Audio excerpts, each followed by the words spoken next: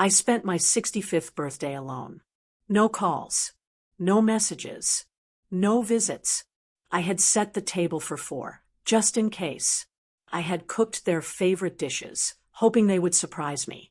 I had checked my phone every few minutes, convincing myself they were just running late. But by evening, the truth was impossible to ignore. My children, Michael, Ashley, and Ben, hadn't forgotten my birthday. They had chosen not to be here.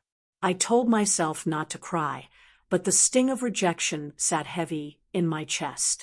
After everything I had done for them, raising them alone after their father left, working 2 jobs to make sure they never went without, putting my dreams aside so they could chase theirs, this was how they repaid me? I tried to push the thoughts away, but then my phone lit up. A notification. I opened it, and my stomach dropped. A picture. There they were, my 3 children, sitting around an elegant dinner table.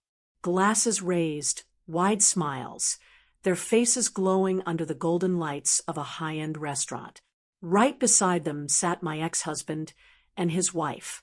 Happy anniversary to the best parents in the world. The caption hit me like a slap. I read it again, trying to make sense of it. They had skipped my birthday to celebrate him, the man who abandoned us, the man who walked away when they were still in diapers and left me to pick up the pieces. My hands shook as I stared at their grinning faces. Not a single one of them had thought to call. Not one of them had even sent a text. I had been a fool. For years, I had made excuses for them. I had ignored the signs, the way they still held their father on a pedestal, the way they downplayed the struggles I went through to raise them alone, the way they always seemed to have time for him, but never for me. But this was the moment I finally saw them for who they really were. And they had no idea what was coming. I didn't sleep that night. I sat in the dim glow of the kitchen, staring at the uneaten food on the table, my appetite long gone. I had spent years believing my sacrifices meant something, that despite everything, my children loved me. But now, all I could see was the truth I had been too blind to accept. They didn't appreciate me. They didn't respect me. And worst of all, they didn't care. The next morning, I woke up to a message from Ashley. A simple, "Hey Mom, hope you had a great birthday. Let's catch up soon." That was it. No apology. No explanation. Just a lazy, meaningless text, as if she had done her part by acknowledging me, after ignoring me on the one day that mattered. I didn't respond. By noon, Michael called. I let it go to voicemail. Ben sent a text about some work thing, not even mentioning my birthday. I had spent years putting them first, and they couldn't even spare one day for me. But the part that stung the most was knowing why. My ex-husband, Mark, had always been the charming one. He made empty promises, swept people off their feet, then abandoned them when things got tough. I had been his first casualty. When we divorced, he moved across the country, started a new life, and rarely looked back. He barely paid child support, barely visited, and when he did, it was all grand gestures and vacations, things I could never afford while I was working double shifts to keep a roof over our heads. But my kids had only ever seen the fun side of him. Not the man who had left their mother to struggle alone.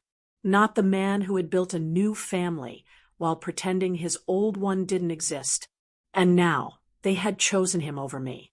I sat with that realization, letting the pain settle deep into my bones. Then, I did something I never thought I would. I went to my desk, pulled out the file I had been holding onto for years, and flipped through the pages. My will, my savings, the $2.5 million I had quietly built from my business and investments, money I had planned to leave for my children, believing it would secure their futures. I had worked for them. I had saved for them. But after what they had done, I knew one thing for certain. They weren't getting a single cent. I didn't scream. I didn't call them to demand an explanation. I just sat there, staring at the papers that outlined my life's work, money I had saved with them in mind, sacrifices I had made, so they would never have to struggle the way I did. And for what? For them to toss me aside like an afterthought? No, not anymore. I pulled out a fresh notepad and started writing. I listed every sacrifice, every time I put their needs before mine, every sleepless night, every missed opportunity. And then I wrote the one thing I never thought I would. A new plan. They had made their choice. Now I was making mine. By the next morning, I had an appointment with my lawyer. "Are you sure about this?" he asked after I explained what I wanted to do. "I've never been more sure of anything." I watched as he pulled out the original will, the one that had my children as the sole beneficiaries, the one that promised them a future they clearly didn't care about earning. Then I watched as he tore it apart.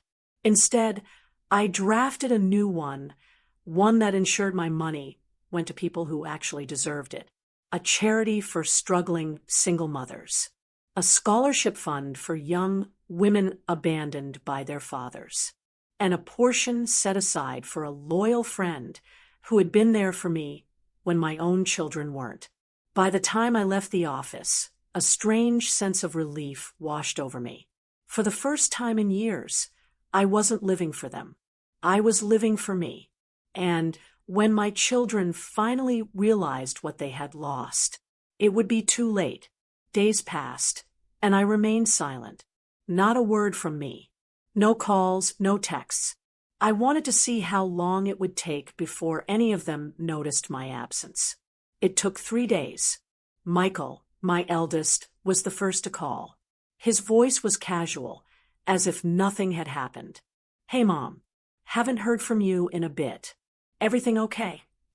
I forced a light-hearted tone. "Oh, just been busy. Busy making sure none of you ever get a dime of my money." "Oh, okay. Well, I was actually about to call earlier, but, life's been crazy." I did know. I knew exactly what had been keeping him busy. Then came the real reason for his call. "So, I was thinking, remember how you mentioned helping us out with that investment? Ashley and I have been looking at some properties, and, there it is." I leaned back in my chair. "Oh, sweetie, I hate to tell you this, but things have changed." "What do you mean?" His tone immediately sharpened. "Well," I said slowly, "I had a long think about my finances, and I decided to make some changes. Priorities shift, So I had my will updated." A pause. Then, a slight edge in his voice. "Updated? How?" I smiled. "I've made sure my money goes to the people who truly care about me." A thick silence stretched between us before he finally said, "Mom, what are you saying?" "I'm saying," I answered, my voice calm but firm, "that I don't owe you or your siblings a fortune just because you share my blood. I've decided to do something more meaningful with my money." His reaction was instant. "Are you serious?" "Mom, we're your children."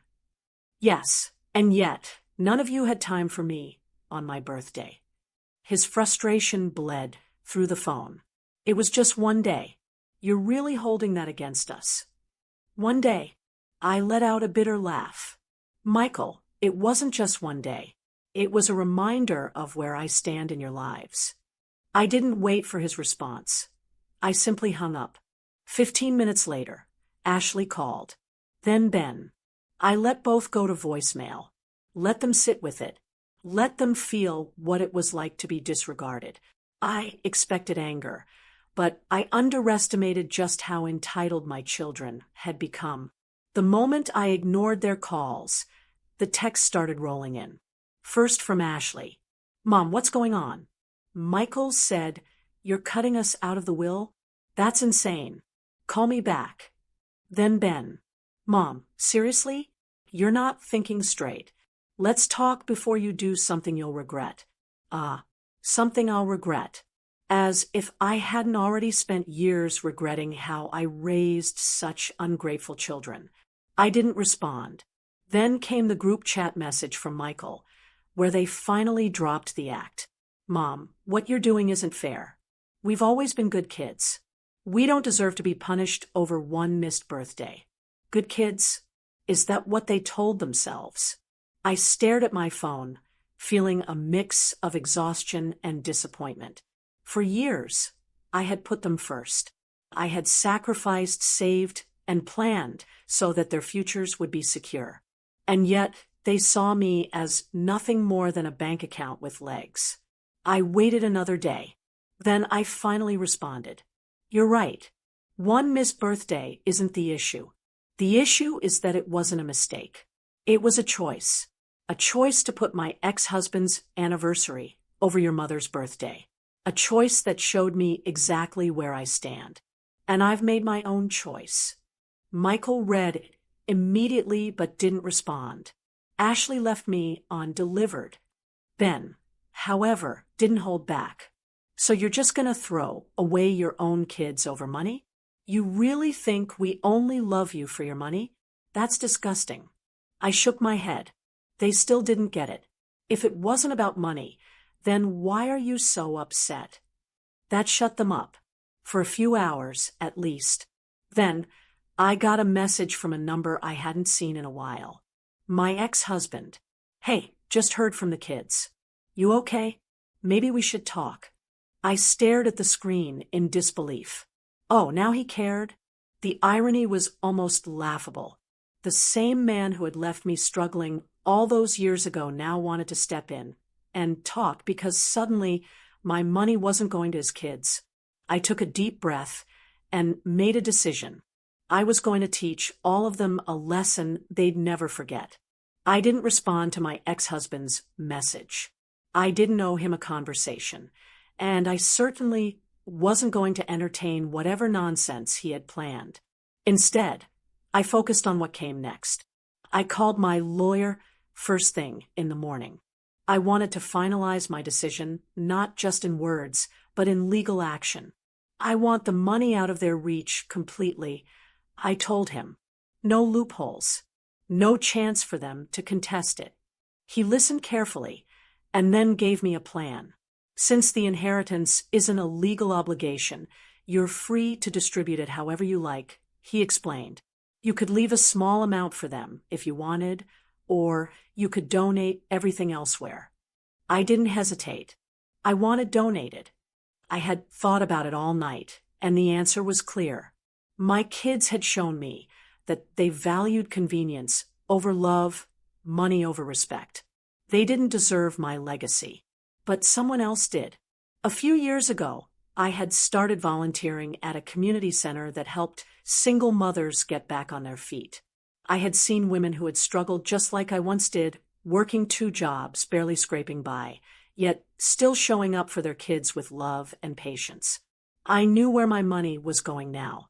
The lawyer took down my instructions, making it clear that the funds would be divided among programs that supported single mothers, scholarships for struggling students, and a charity for elderly care, one that helped people without kids to rely on. As I finalized everything, my phone buzzed again. This time it was Michael. Mom, are you really doing this? You can't just give away everything. We're your children. We thought this was ours. I exhaled slowly.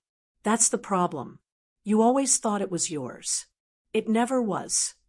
This time, I put my phone on D&D. For the first time in a long time, I felt at peace. But I wasn't done yet. There was one more thing I needed to do. If they thought they could manipulate me, then I was about to show them just how wrong they were.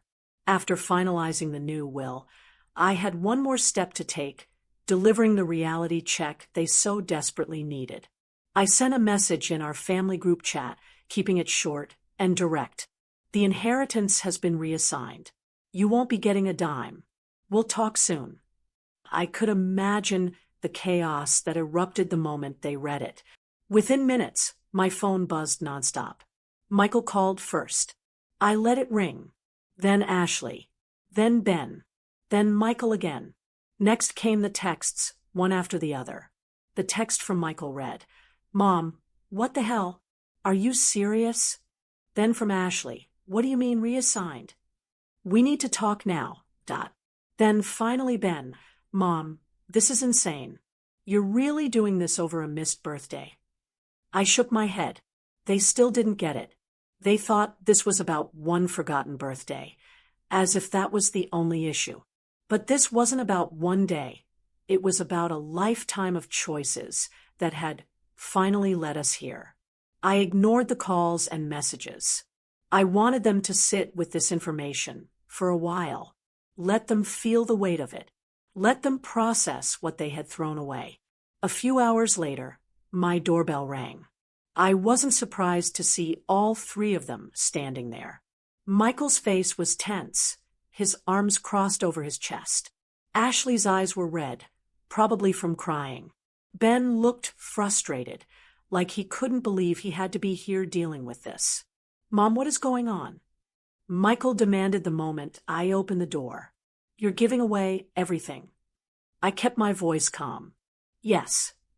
Ashley's hands trembled as she stepped forward. "Mom, we made a mistake, okay? We should have been there for your birthday. We're sorry." I nodded. "That's nice to hear." Ben scoffed. "So what? You're cutting us out of your life over this." I tilted my head. "Ben, when was the last time you called me just to check on me? Not because you needed something. Not because I called first." They all went silent. "Good." I turned to Ashley. "When was the last time you spent time with me? Just to be with me, not to talk about your problems or ask for money." More silence. And finally, I looked at Michael. "When was the last time you made me feel like I was still your mother and not just an afterthought?" His jaw tightened, but he had no answer. "That's what this is about," I said, my voice steady. "Not one day, not just the birthday, but years of being pushed aside, treated like a backup plan, only important when you needed something." Michael exhaled sharply, dragging a hand down his face. "Mom, we didn't mean to make you feel that way." "But you did," I said firmly, and I let it go over and over again. "But when you skipped my birthday to celebrate the woman who tore my family apart, I finally realized something." They all waited. "I realized I don't owe you anything." Their faces dropped. "Mom," Ashley whispered. I shook my head. "No, I mean it. I raised you. I gave you everything I could. And now, I see that no matter how much I gave, it was never enough. You only valued me when there was money attached." Ben opened his mouth to argue, but I held up a hand. "I'm done begging for your love. I'm done making excuses for you. And I'm done rewarding selfishness." Their faces were a mixture of shock, anger, and disbelief. They had come here thinking they could smooth things over, throw out a few apologies, and everything would go back to normal.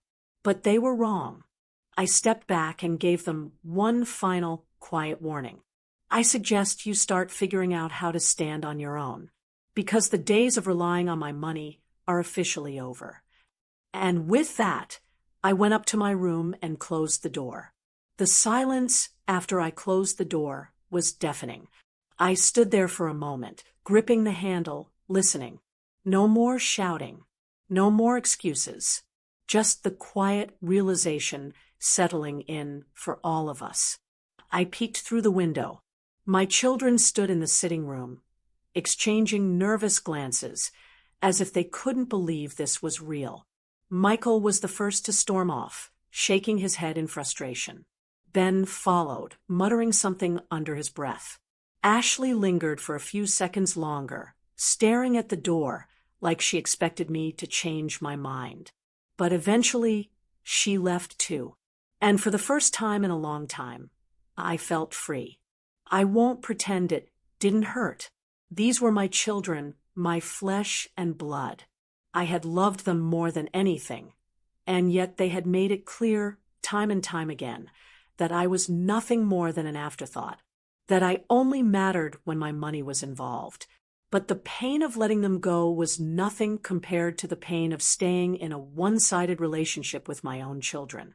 In the following days, I expected more calls, more texts, maybe even some guilt tripping.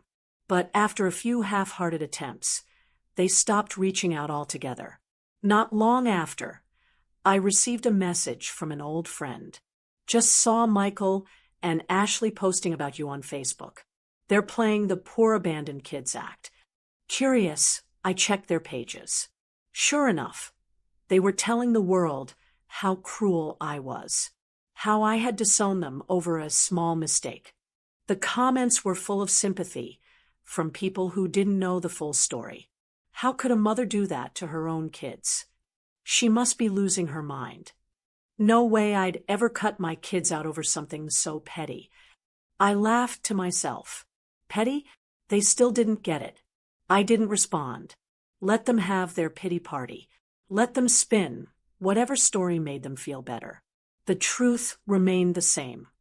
I had spent my life giving to them, and they had spent theirs taking me for granted. That ended now. Instead of wasting another second on their self-pity, I focused on something better, me. I took a long overdue trip, traveling to places I had only dreamed about. I reconnected with old friends who actually cared about me. I donated my money where it mattered, to people who would truly appreciate it. And as the weeks turned into months, something incredible happened. I started to live again. My kids never truly reached out, not for the right reasons, anyway. And for the first time, I didn't chase after them. I didn't beg for their love, because I finally understood. A mother's love is unconditional, but respect and appreciation, those have to be earned. And if my own children couldn't see my worth, then they never deserved my sacrifices in the first place. Months passed, and life felt different. I was no longer waiting by the phone for calls that never came. I had stopped making excuses for my children, stopped pretending that their neglect was just a phase. Instead, I was living for myself. Then, out of nowhere, Michael called. I let the phone ring. I wasn't going to rush to answer like I used to. When I finally picked up, his voice was oddly cheerful. Mom, hey, how are you? No mention of our last conversation. No apology. Just a forced attempt at normalcy. I let him ramble for a while before finally asking, "What do you want, Michael?" There was a pause, then a nervous chuckle. "Come on, Mom. Do I need a reason to call my own mother?" Yes. Yes, he did. And sure enough, a minute later, the truth came out. "So listen, I was thinking, maybe we could all get together. A family dinner. Just us, like old times." I almost laughed. Old times? The same old times when they only called me for favors? Then, the real kicker. Oh, and I was hoping we could discuss that whole situation again. I mean, we were all upset that day. Maybe we can work something out. There it was. The only reason they had come crawling back. I sighed, exhaustion washing over me. Michael, let me make one thing very clear. I am not changing my decision. Not now. Not ever. Silence. Then a sharp intake of breath. So that's it. You're really choosing strangers over your own children. No, Michael. You all made your choice. I'm just finally accepting it. I hung up before he could say anything else. A few minutes later, a text came in. "Michael, this isn't fair. You're being cruel, Mom. We were just mad that day. You're really going to throw us away over one mistake." That word again, one mistake. They still refused to see the bigger picture. It wasn't about a birthday. It was about years of selfishness, of taking me for granted, of only remembering I existed when they needed something. I didn't reply. I didn't need to. They had spent their whole lives assuming I'd always be there, always ready to forgive and forget. But now, they were finally facing a truth they never expected. I wasn't their safety net anymore. Days passed, and the messages kept coming. Michael tried guilt. Ashley sent long-winded explanations. Ben, my youngest, was the only one who didn't reach out. Maybe he understood. Maybe he was just waiting to see how things would play out. But I was done playing games. I met with my lawyer that week to finalize everything. My will, my assets, every single dollar was being distributed exactly as I had planned. Not a cent was going to my children. That afternoon, as I left my lawyer's office, I found myself staring at a picture on my phone. It was an old family photo, one I had kept for years, hoping it would remind me of a time when love wasn't conditional. But love had to be more than just history. Love had to be present. And my children had made it clear where they stood. I deleted the photo. The next morning, my doorbell rang. It was Ashley. She stood on my porch, looking exhausted, her hair unkempt, her eyes red-rimmed. For a moment, I felt something stir inside me, the old instinct to let her in, to fix everything. But I pushed it down. "Mom," she said, her voice cracking. "Please, can we talk?" I let out a slow breath. "Talk about what, Ashley?" "About all of this. About the will. About us." I crossed my arms. "You mean now that you're losing something?" Tears filled her eyes. "That's not fair." I shook my head. "No. What wasn't fair was me spending my entire life putting you three first, only to realize I was never first for any of you." She opened her mouth, but I held up a hand. "Ashley, I spent years hoping things would change. I made excuses, convinced myself that maybe I was just being too sensitive. But do you know what I finally understand?" She swallowed hard. "That I was never the problem." A long silence stretched between us. Ashley looked away, her face crumbling. For the first time, I saw something real in her expression. Regret, maybe even shame. But it didn't change the past. "I love you," I said softly. "I always will. But I won't keep begging to be loved back." I stepped inside and closed the door. And for the first time in a long, long time, I felt free.